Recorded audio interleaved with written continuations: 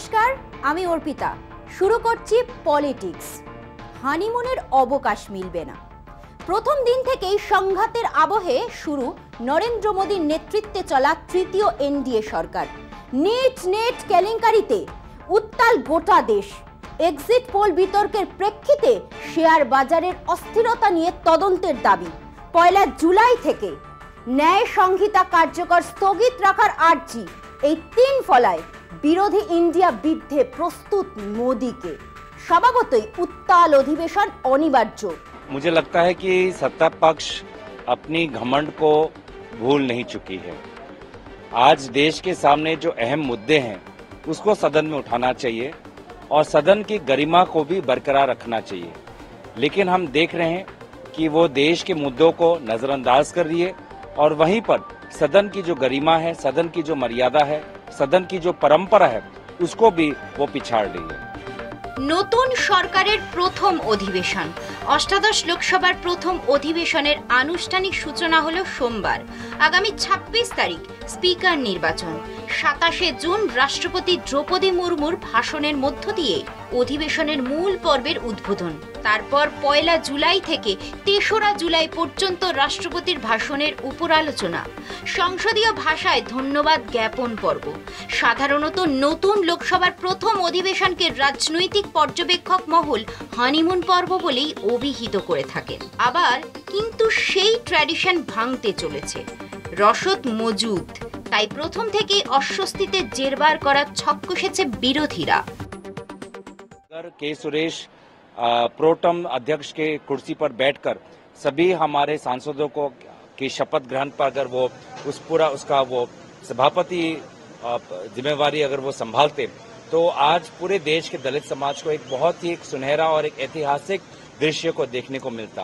तो मुझे लगता है कि आज भाजपा सरकार ने सिर्फ कांग्रेस पार्टी, इंडिया अलायंस या के सुरेश को नहीं नकारा है, भारत के दलित समाज को उनके एक महत्वपूर्ण एक समय से, महत्वपूर्ण एक पल से उनको नकारा है। Here we are protesting because the provisions of the constitution have been violated. Constitution have been violated by Narendra Modi government. The way the pro tem speaker has been appointed is a clear violation of the constitutional provision and clear violation of the earlier precedences. There are some other neat issues. These are all the issues are there. They are violating the constitution. Even the things what have been cropped up. The present minister, education minister, was earlier education minister. He should take the responsibility and resign from the post itself. मांग है कि देश का संविधान को रक्षा करना। Uniform civil code चले आएंगे। कभी सेकुलरिज्म संविधान में रहे कि ना रहे हम लोग नहीं पता है। हमारे भारत बांग्लादेश में एग्रीमेंट होते हैं, वो पश्चिम बंगाल के सरकार को बुलाते नहीं, एक तरफा सब कुछ कर लेते हैं। तो हम लोग चाहते हैं कि देश का संविधान की भीत मजबूती से रहे।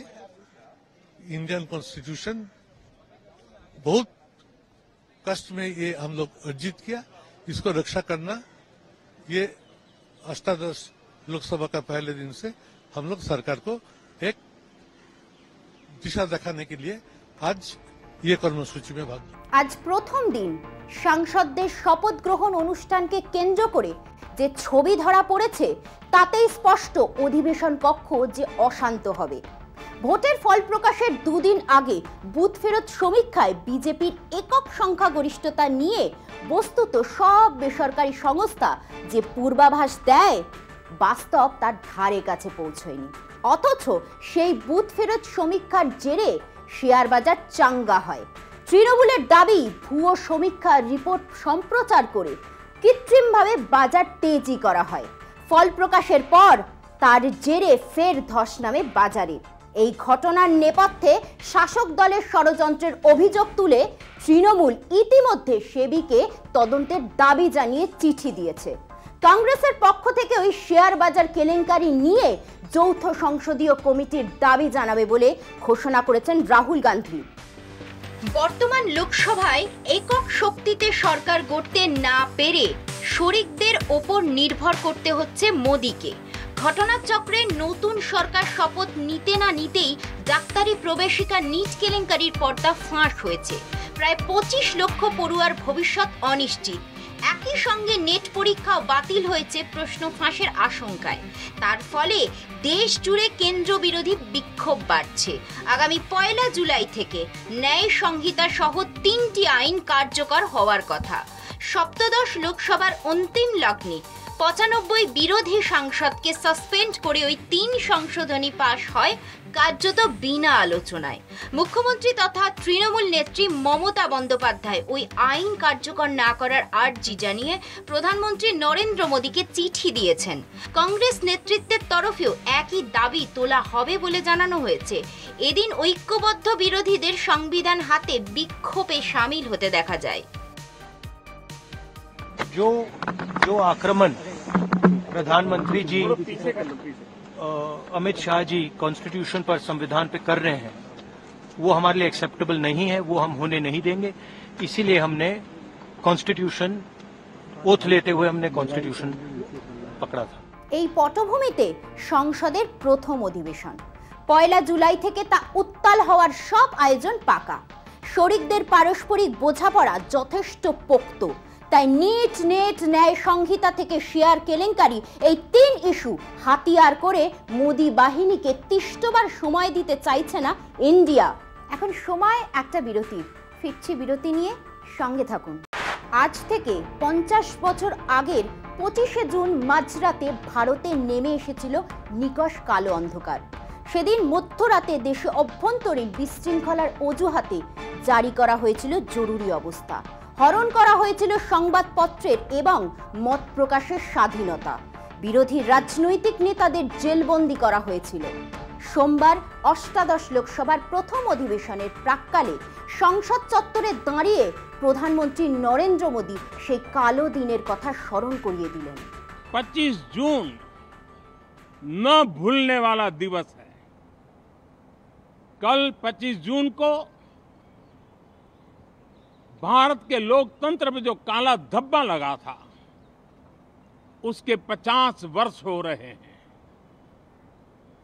भारत की नई पीढ़ी इस बात को कभी नहीं भूलेगी कि भारत के संविधान को पूरी तरह नकार दिया गया था। संविधान के लीरे लीरा उड़ा दिए गए थे। আগামীকাল মঙ্গলবার হলো 25শে জুন। 50 বছর আগে এই দিনটিতেই মাঝরাতে দেশ জুড়ে জরুরি অবস্থার নির্দেশিকা জারি হয়। সেই ভয়াবহ পরিস্থিতির কথা দেশবাসীকে মনে করিয়ে দিয়ে সোমবার মোদি বললেন, সরকার চালাতে হবে বিরোধীদের সাহায্য নিয়ে, সহমতের ভিত্তিতে। এবার বিজেপি আর লোকসভায় একক সংখ্যাগরিষ্ঠতা পায়নি। সরকার চালানোর জন্য মোদিকে নির্ভর করতে হবে এনডিএর 2 শরিক নীতিশ কুমারের জেডিইউ এবং চন্দ্রবাবু নাইডুর টিডিপির ওপর। গত দুবারের সংসদে বিজেপি একাই নিরঙ্কুশ সংখ্যাগরিষ্ঠতা পেয়েছিল। রাজনৈতিক মহল মনে করছে এই কারণেই মোদি তাঁর ভাষণে বিরোধী এবং শরিকদের সঙ্গে সহমতের ভিত্তিতে সরকার চালানোর কথা বললেন। প্রধানমন্ত্রী আজকের ভাষণে 50 বছর আগের জরুরি অবস্থার প্রসঙ্গ তুললেও বিরোধীরা বলছেন গত 10 বছর ধরে মোদি জামানাতেও কার্যত এক অঘোষিত জরুরি অবস্থা চলছে। মোদি জামানাতেও বিরোধী রাজনৈতিক নেতাদের ইডি, সিবিআই, আয়করের মতো কেন্দ্রীয় এজেন্সিগুলি ব্যবহার করে ভয় দেখানো হচ্ছে। কখনো কখনো বিরোধী নেতাদের গ্রেফতারও করা হচ্ছে। সরকারের বিরোধিতা করলেই বিরোধী রাজনৈতিক নেতা, সাংবাদিক, বুদ্ধিজীবীদের ওপর নেমে আসছে সরকারি নির্যাতনের খাঁড়া। বিরোধী নেতারা বলছেন আজ প্রধানমন্ত্রী 75 সালের জরুরি অবস্থার কথা বলছেন, কিন্তু তাঁর জমানায় দেশে যা চলছে তা জরুরি অবস্থার চেয়ে কম কি? এবার লোকসভা ভোটের প্রচারে বিরোধী নেতাদের মুখে বারবারই উঠে এসেছে কেন্দ্রীয় এজেন্সিগুলির ব্যবহারের কথা। এসব এজেন্সিকে দিয়ে যেভাবে বিরোধীদের ভয় দেখানো হচ্ছে, জেলে ঢোকানো হচ্ছে, তা বিজেপি সরকারের ফ্যাসিবাদী এবং স্বৈরতন্ত্রী মনোভাবেরই প্রকাশ।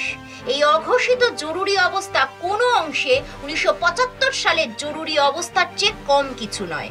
গত শতাব্দীর 70-এর দশকের শুরুর আগে থেকেই দেশের রাজনৈতিক অস্থিরতা দেখা দেয়। সেই সময় বিরোধীদের ঐতিহাসিক রেল ধর্মঘট সফল হলো। সরকারের দমন নীতিও বাড়তে থাকলো।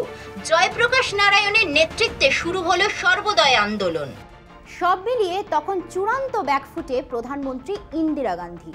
তখন বাংলার মুখ্যমন্ত্রী সিদ্ধার্থ শঙ্কর রায় প্রধানমন্ত্রীর পরামর্শদাতা। বলা হয় মূলত তাঁর পরামর্শেই ইন্দিরা গান্ধী অভ্যন্তরীণ নিরাপত্তা এবং বিশৃঙ্খলার কারণ দেখিয়ে জরুরি অবস্থা জারির সিদ্ধান্ত নেন, যা কার্যকর ছিল দীর্ঘ 21 মাস। সেই জরুরি অবস্থার খেসারত পরে দিতে হয়েছিল কংগ্রেসকে।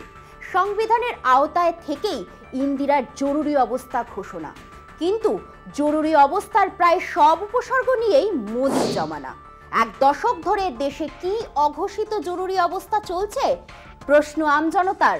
এখন সময় আরও একটা বিরতির। ফিরছি বিরতি নিয়ে, সঙ্গে থাকুন। জল বিতর্কে মুখোমুখি কেন্দ্র রাজ্য।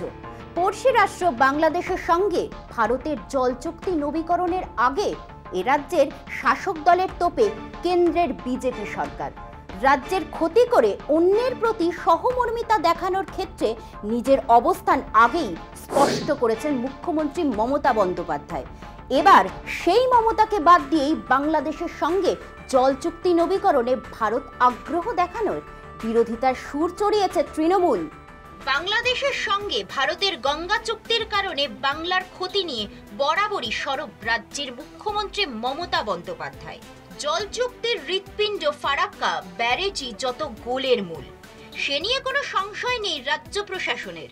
শনিবার দিল্লিতে দুই প্রধানমন্ত্রী নরেন্দ্র মোদী ও শেখ হাসিনার দ্বিপাক্ষিক বৈঠকের পরে দুশ্চিন্তার আকাশে সিঁদুরে মেঘ দেখছে বাংলা।